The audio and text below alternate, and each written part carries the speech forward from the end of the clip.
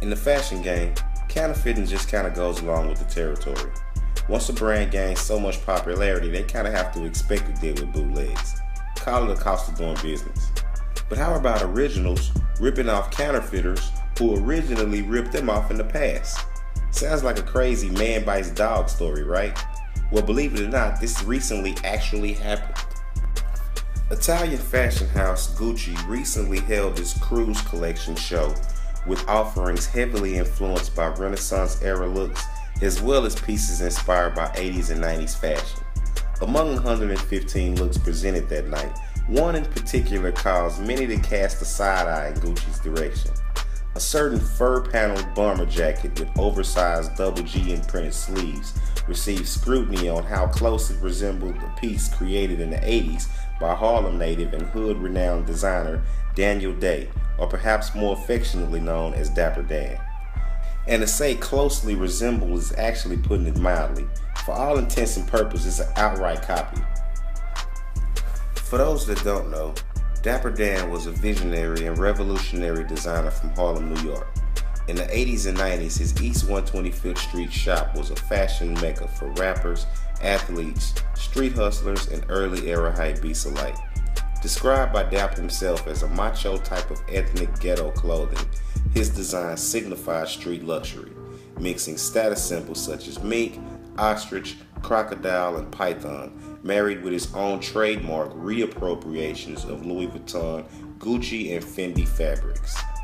Dapper Dan first began being noticed when 80s era trappers began hitting up his shop to have custom one-of-one pieces designed to flex in at the many 80s era hotspots. Remember, this was the height of the crack epidemic, and Harlem was famously known for some of the most prolific and fashion-forward hustlers in the country. We've all seen Paid in Full, right? As more and more of Dap's designs began popping up in the hood, they soon gained attention from some of the rap game's then elite. Names such as LL Cool J, Big Daddy Kane, Salt and Pepper, Run DMC, the Fat Boys, and Public Enemy openly ripped hard for Dapper Dan, and his fame quickly spread beyond the local hood. Rap group Eric B and Rakim even rocked some of Dapper Dan's designs on two of their album covers, Follow the Leader and Paid in Full. This caused business to skyrocket. His shop reportedly stayed open for 24 hours at times just to supply the demand.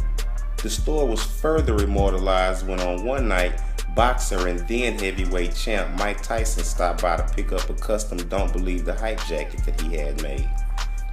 All was normal up until the point when fellow boxer and rival Mitch Blood Green decided that he wanted to show up and talk shit.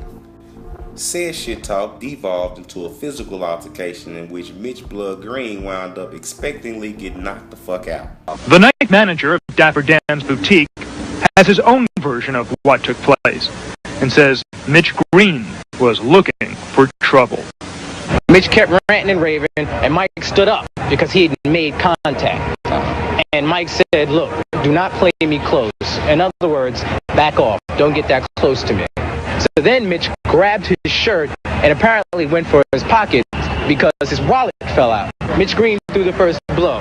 Now, Mike Tyson did what any man, President of the United States, he punched him in the chest, right around, this area right here. Okay. And, I mean, Mike Tyson is Mike Tyson. He's not going to have that from anyone. After Mike defended himself, Mitch didn't look too pretty, needless to say.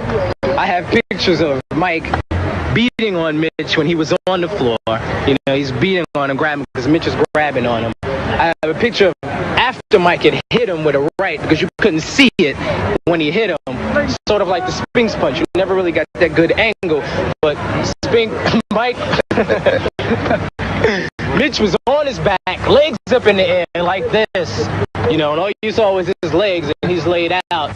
And then another picture. No matter who you blame for causing the fight, by the time it was all over, Green suffered an injury to his eye, and Tyson a hairline fracture to his right hand, and who knows how much damage to his reputation. And left with a nice softball-sized eye and severely bruised pride and manhood as a souvenir for the night. Wow, can you imagine what social media would have been like the next day had it existed back then? Lucky for Mitch, it didn't, but nonetheless, The fisticuffs brought even more buzz to the store. But all the buzz soon proved to be detrimental as well, as the large fashion houses finally smelled money being made and swooped in with their proverbial axes, eager to chop the legs from under the bootstrapped Harlem entrepreneur.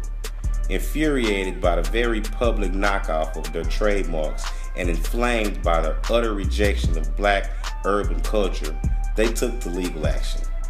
Dap was subsequently sued several times, and his shop was even raided on occasion. After all the headache, Dapper Dan's closed in 1992. Which brings us to today. It's because of that the latest jacket or Look 33 from the recent Gucci show received so much flack. Not so much for being a ripoff of a ripoff, but the fact that Gucci didn't come out and claim it to be homage to Dapper Dan until after they were, quote, drugged on social media. Only then did they release a statement saying, quote, Gucci's new Renaissance Cruise 2018 fashion show included references to periods of revitalization spanning many different eras, in particular the European Renaissance, the 70s, and the 80s.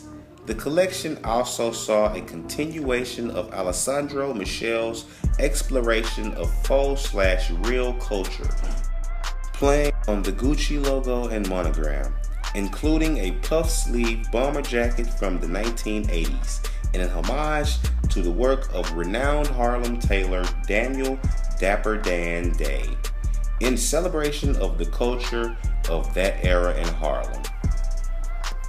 Is it just me, or is it a bit ironic that a few decades ago the same fashion house that gave a guy such a hard time in an attempt to shut him down would now choose to steal one of the very same designs and re-release?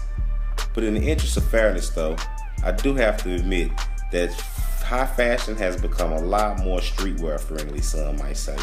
If you remember, Louis Vuitton years ago actually issued a cease and desist order to Supreme for using a pattern similar to their monogram, only for both brands to suddenly develop amnesia or either decide to let bygones be bygones and now work together. Also, Gucci's creative director Alessandro Michel has flirted with the idea of real and fake before now, with releases of items purposely misspelled to read Gucci with a Y, intended as a tongue-in-cheek jab at the misspelling sometimes used by bootleggers, as well as New York artist Trouble Andrew, who recently became popular for his Gucci Ghost rendition. When Gucci got wind of this, they didn't sue this time. Instead, they opted to bring Andrew into the fold, and Gucci Ghost became a successful capsule in 2016. It seems weirdly ironic that in the past, where brands would litigiously attack artists such as these, they now want to work with them to the point of near plagiarism. Gucci stated that they did reach out to Dapper Dan in an effort to now bring him on board, but was unable to get a response. After all, Dan did seem a bit disillusioned after all the trouble he went through back in the 90s, stating that, quote, when you've been excluded from a class and they go on a trip, you usually don't follow along on that trip, he told a writer in a recent interview. And when asked about New York Fashion Week, he stated, quote, he really doesn't keep up with what transpires there.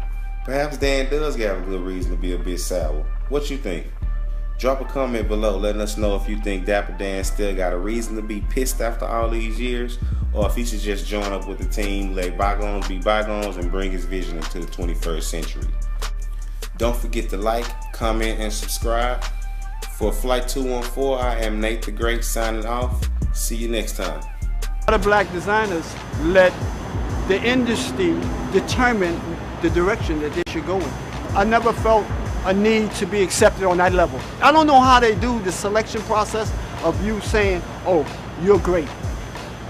Because to me, fashion has always been a weak or strong thing. There's no such thing as ugly fashion. It's whoever says it looks good.